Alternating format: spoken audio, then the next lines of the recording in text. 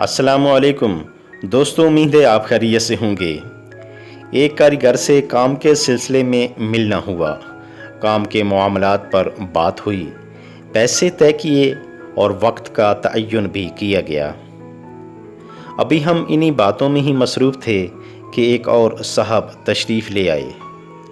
انہیں بھی اس شخص سے کام کروانا تھا۔ وہ کچھ پیسے بھی ایڈوانس میں دے چکا تھا۔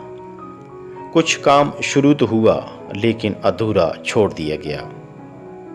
وہ صاحب بار بار کاریگر کی منتیں کر رہا تھا کہ کام جلدی مکمل کرو۔ کاریگر اس سے بہت اخلاق سے پیش آیا، چائے پانی کا پوچھا اور تسلی دی کہ کام جلد ہو جائے گا۔ بہرحال ایک وقت طے پا گیا۔ وہ شخص بہت بے چین اور بے یقینی کا شکار تھا اور بار بار اس سے یہ وعدہ لے رہا تھا کہ اب کی بار وہ کام کو مکمل کر دے گا۔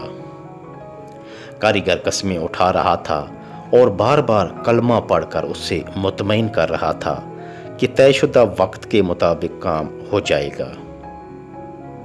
ان صاحب کے روانہ ہونے کے بعد میں نے حیرانگی سے کاریگر سے پوچھا کہ جناب، جو ٹائم تم نے اسے دیا ہے اسی وقت میں تو میرا کام کرنا ہے۔ اب یا میرے ساتھ بدعہدی کرو گے یا اس صاحب کے ساتھ۔ میرے ساتھ بغل گیر ہوتے ہوئے بولا، آپ تو بہت قریبی دوست ہو، بھلا آپ کے ساتھ بدعہدی کیسے کر سکتا ہوں؟ اور کہنے لگا، یہ تو ہمارا کاروبار کا ایک معمول ہے کہ ایڈوانس میں پیسے ہر ایک سے لے لو، وعدے ہر ایک کے ساتھ کر لو، لیکن کام اپنی مرضی سے کرو اور پھر بار بار لوگوں کے ساتھ وعدے کرتے رہو اور ان کو چکر دیتے رہو۔ میں نے کہا، بھائی یہ تو سراسر زیادتی کی بات ہے اور جھوٹ بول کر تم تو اپنا رزق بھی مشکوک کر لیتے ہو۔ وہ بولا، کیا کریں جناب، جھوٹ نہ بولیں تو کاروبار نہیں چلتا، سچ بولیں تو کوئی کام نہیں دیتا، آخر بچوں کا پیٹ بھی تو بھرنا ہے، رزق تو کمانا ہی ہے۔ اور وہ رزق کی کمی کا رونے لگا۔ میں نے کہا کہ سچ بول کر بھی یہ رزق کمایا جا سکتا ہے۔ مان لیا کہ تھوڑی کم کمائی ہوگی، لیکن یہ بھی تو ممکن ہے کہ سچ بولنے کی برکت سے اللہ تعالیٰ رزق کا کوئی اور دروازہ کھول دے اور عزت کا رزق ملتا رہے۔ لیکن شاید یہ باتیں اس کی سمجھ میں نہ آ رہی تھیں۔ اس نے مسکراتے ہوئے سلام کیا اور آگے بڑھ گیا۔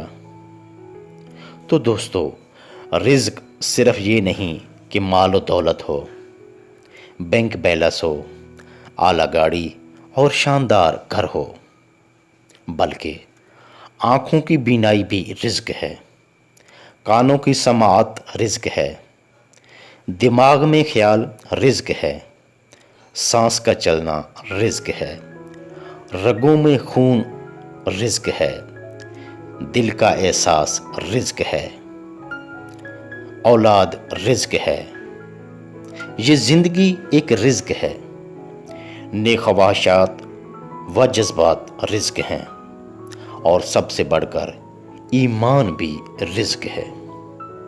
اللہ تعالیٰ ہمیں اس رزق کی دولت سے نوازے اور اس کی حفاظت کرنے کی توفیق بھی عطا فرمائے۔